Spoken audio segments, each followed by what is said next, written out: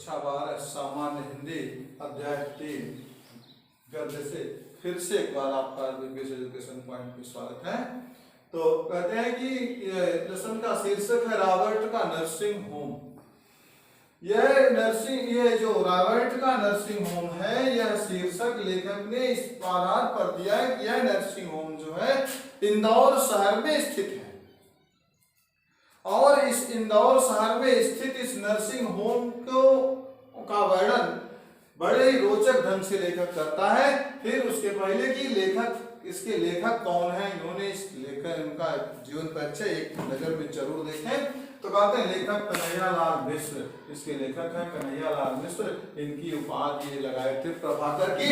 इनका जन्म सन 1906 ईस्वी में हुआ था। कन्हैयालाल मिश्र प्रभाकर जी का जन्म सन 1906 ईस्वी में हुआ था।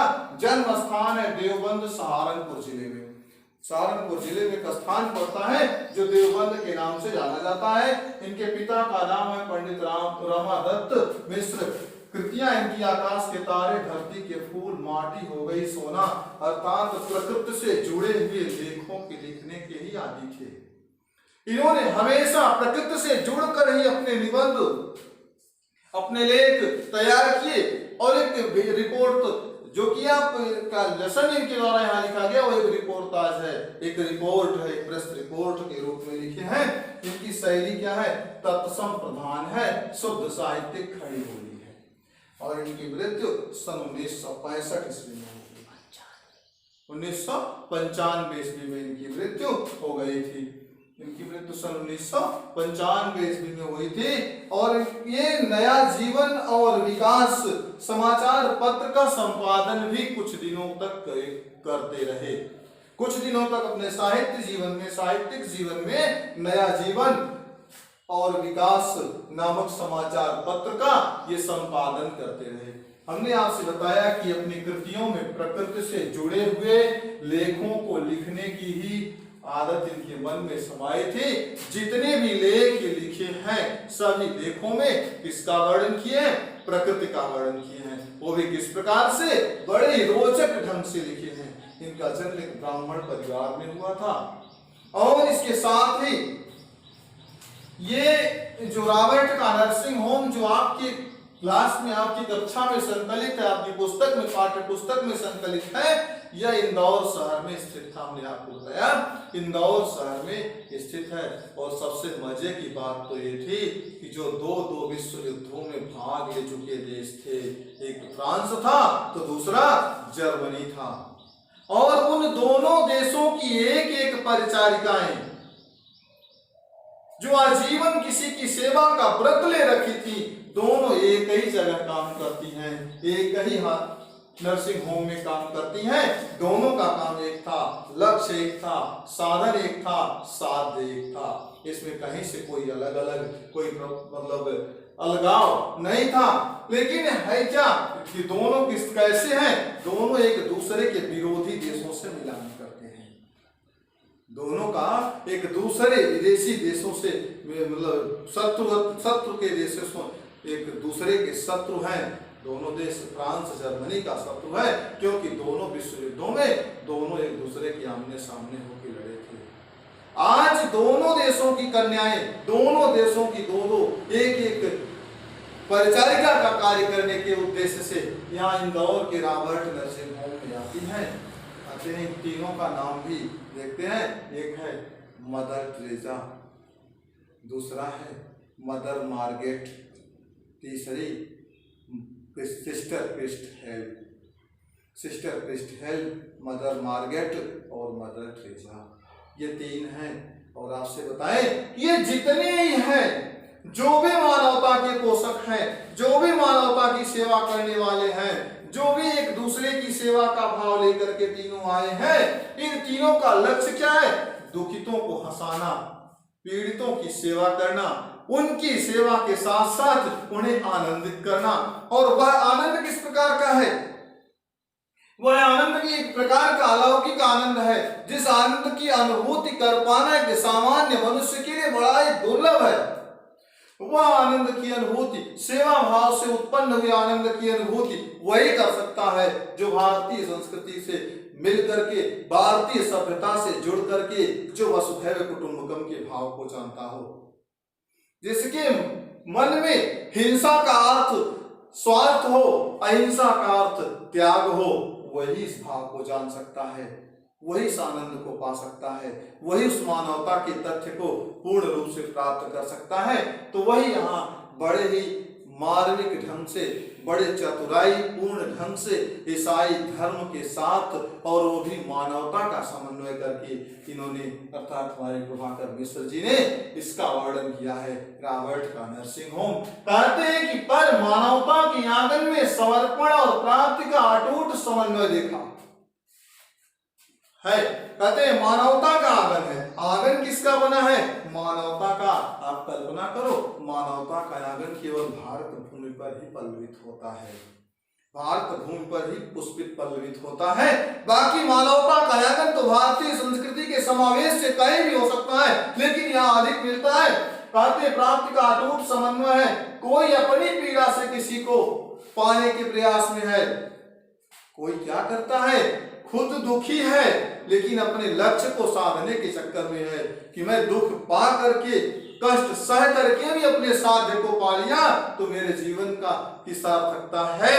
तो कोई क्या करता है, दूसरे की पीड़ा के लिए अपने जीवन को उत्सर्ग कर देता है, अर्थात दूसरे की पीड़ा उसके द्वारा दूर कर दी जाए, कोई दूसरे के दुख को दूर कर ले जाए, इसलिए अपने जीवन को ही उत्सर्ग कर देता है, समाप्त कर देता है। और यह उसकी सबसे बड़ी चतुराई है, यह उसका सबसे बड़ा कार्य है कि वह दूसरे के जीवन को के दुख को किस प्रकार से दूर करने का प्रयास करता है। तो कहते हैं एक मानवता के आंगन में समर्पण की प्राप्ति का अटूट समन्वय है।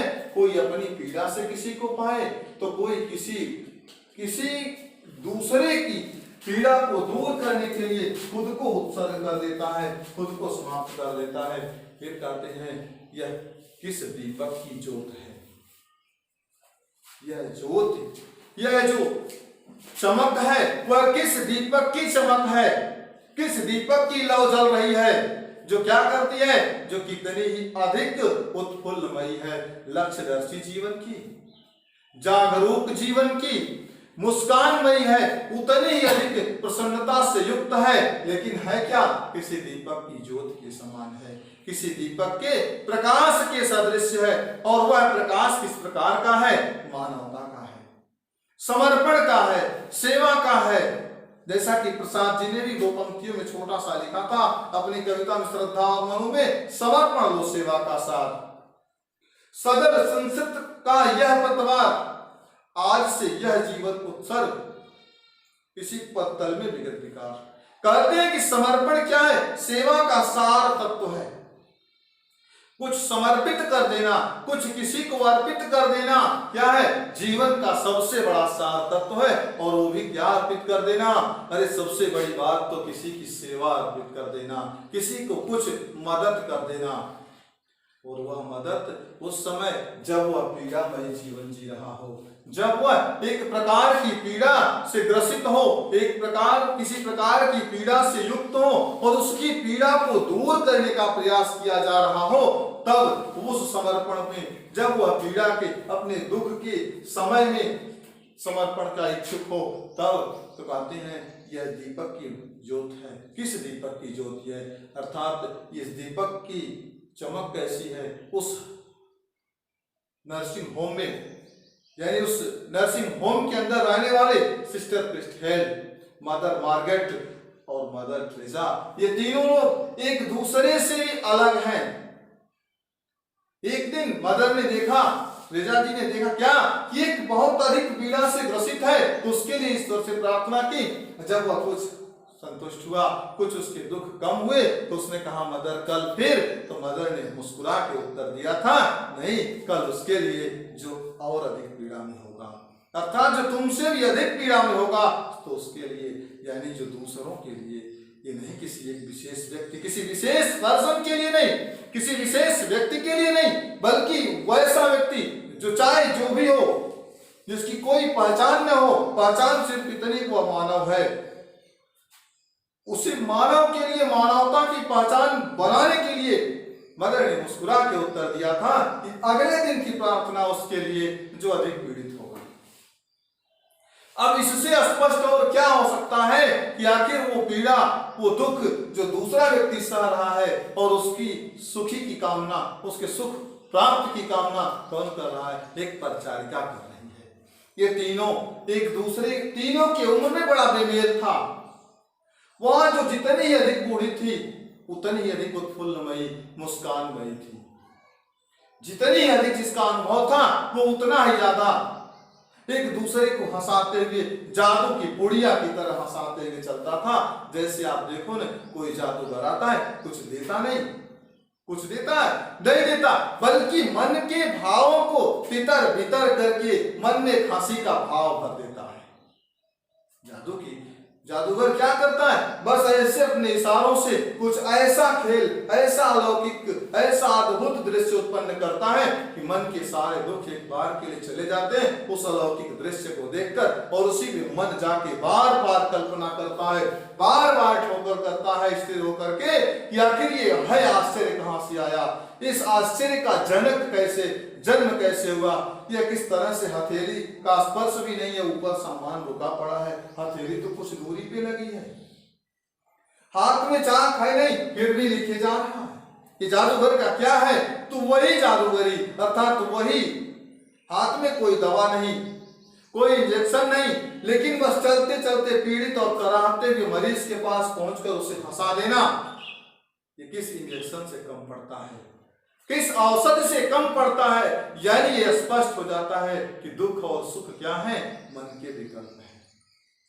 दुख और सुख ये मन के विकल्प है। अगर मन चुन लेता है कि ये दुख का मार्ग है तो उसे दुख ही दिखाई देता है, और अगर मन चुन लेता है कि ये सुख का मार्ग है तो उसे सुख दिखाई देने लगते हैं। इसी बात को, इसी भाव को स्पष्ट करने के लिए मदर टेरेसा ने, मदर मार्गरेट तथा सिस्टर क्रिस्ट हेल ने, इन तीनों लोगों ने बार बार ये प्रयास किया, बस चलते फिरते जादू की पुड़िया के सरीखे, चलते फिरते जादू की पुड़िया के सदृश, चाहे जो भी मिला उसे हंसा दिया, उसे कुछ ऐसे शब्द, इस प्रकार के भाव बोलकर इस प्रकार से उसे हंसा दिया कि वह बिना किसी भी प्रकार के कुछ दबाव लिए, बिना किसी प्रकार के कुछ इस प्रकार से किए वह हंस देता है, वह अपने आप प्रसन्न चित्त हो जाती है। इस तरह से फिर गाते हैं यह सिस्टर क्रिस्ट हेल मदर का कितना निसंग, कितना निर्लिप्त, कितना निर्द्वंद भाव है कि मानस चक्षुओं में जाकर के अपूर्ण अलौकिक रूप से समा जाता है, अपने आप समा जाता है। हम भारतवासी हैं, लेकिन भारत में एक अद्भुत ग्रंथ था जिसका नाम गीता था। गीता एक अद्भुत ग्रंथ के नाम से जाना जाता है। जैसा कहा जाता है भी कि वो गीता भगवान कृष्ण के मुख से उद्भूत है, और ये वैराग्य का, त्याग का और ज्ञान का सबसे अलौकिक ग्रंथ माना जाता है। हम भारतवासी गीता को भले ही कंठस्थ कर लिए हों, गीता को कंठस्थ कर लिए हों, रट लिए हों, उसके एक एक अध्याय के एक एक श्लोक को हम रट डाले हों, लेकिन उसे गीता के एक एक तथ्य को इन तीनों ने, मदर और सिस्टर यानी mother Teresa, mother Margaret, sister क्रिस्ट हेल, इन लोगों ने अपने जीवन में पूरी तरह से धारण तो कर लिया, अर्थात उसे पूरी तरह से अपने जीवन में उतार लिया, और उसी के बताए गए, उसी बनाए गए नियमों पर, उन्हीं के द्वारा बताए गए मानवता की कदमों पर चल करके ये सिद्ध कर दिया। गीता समत्व योग उच्चते, समता का ही भाव श्रेष्ठ होता है, अर्थात जो दुखी है उसी को सेवा की आवश्यकता है, जो सुखी है उसे सेवा की आवश्यकता नहीं है। इस प्रकार से लेखक ने इंदौर के में स्थित इस रॉबर्ट के नर्सिंग होम शीर्षक के माध्यम से यह बताया है कि मानवता, ईसाई धर्म को जोड़ते हुए कि वहां भी, उस धर्म में भी मानवता के कुछ बिंदु, कुछ तथ्य हैं जिन्हें हम भारतवासी पढ़ते और करते हैं, वो करते ही हैं, पढ़ते कम हैं, अर्थात तो उन्हें किसी प्रकार से, किसी प्रकार की कोई आशा, उम्मीद नहीं होती है।